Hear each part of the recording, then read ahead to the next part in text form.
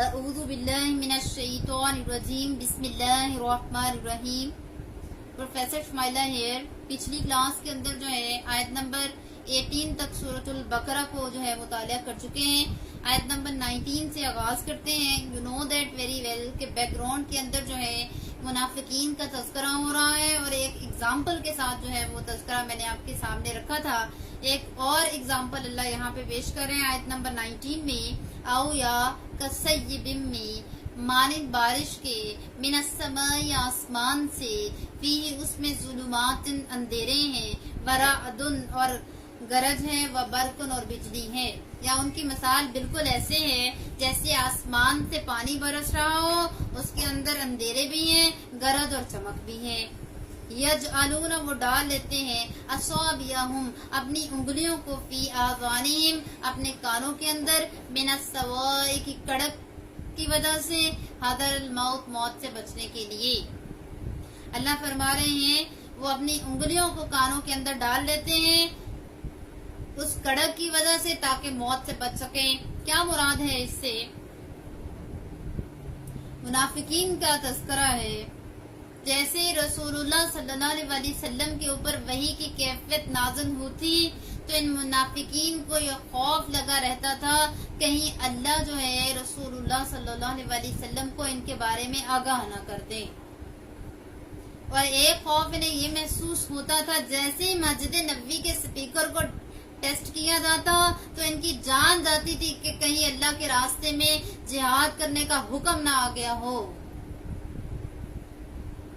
اور تیسری بات انہیں یہ ڈر محسوس ہوتا تھا کہ کہیں جو ہے اللہ کے راستے میں خرچ کرنے کا حکم نہ ہو.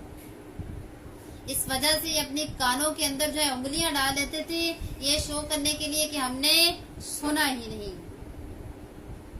واللہ اور اللہ محیط گھیرنے والا ہے بالکافرین ایسے کافروں کو. یکاد قریب ہے البرق بجلی یخطف اچک لے ابصارہم ان کی بصارت کو. قریب ہے کہ بجلی ان کی بصارت ہی لے جائے.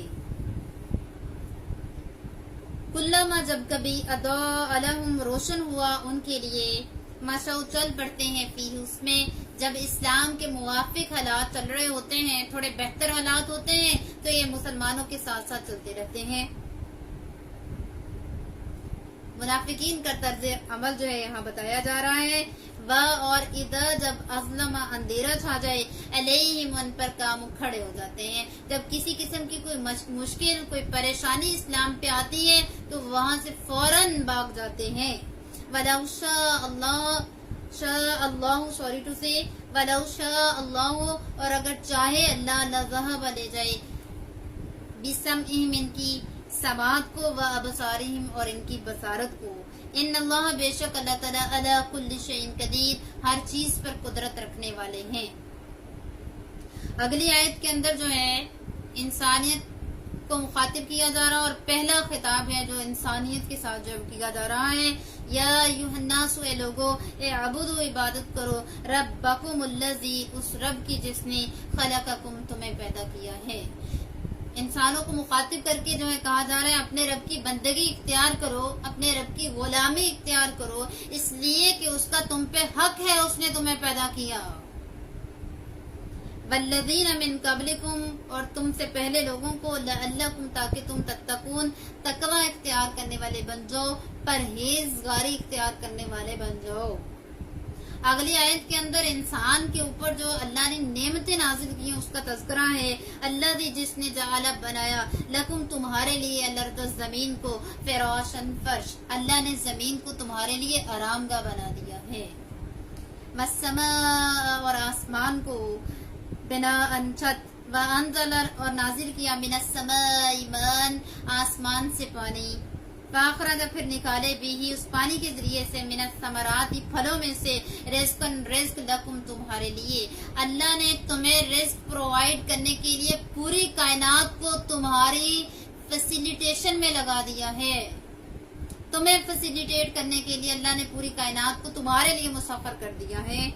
فلا تو بدلے میں تمہارا کیا ریئیکشن ہونا چاہیے؟ فلا تو پس نہ تجعلوا تم بناؤ للہ اللہ کے لیے اندادن کوئی شریک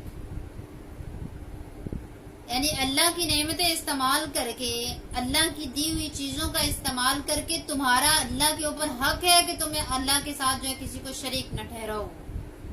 وَأَنْتُمْ اور تم تعلمون تم جانتے ہو، you know that very well، اس کائنات کا سب سے بڑا ظلم یہ ہے کہ آپ اللہ کی دی ہوئی نعمتوں کا استعمال کر کے اللہ کے ساتھ شرک کریں. ان الشرک لظلم عظیم، بے شک شرک بہت بڑا ظلم ہے. قیامت والے دن ہر چیز معاف کی جائے گی سوائے شرک کے. اللہ تعالیٰ ہمیں جو ہے شرک سے محفوظ فرمائے. السلام علیکم ورحمۃ اللہ وبرکاتہ. جزاکم اللہ خیر.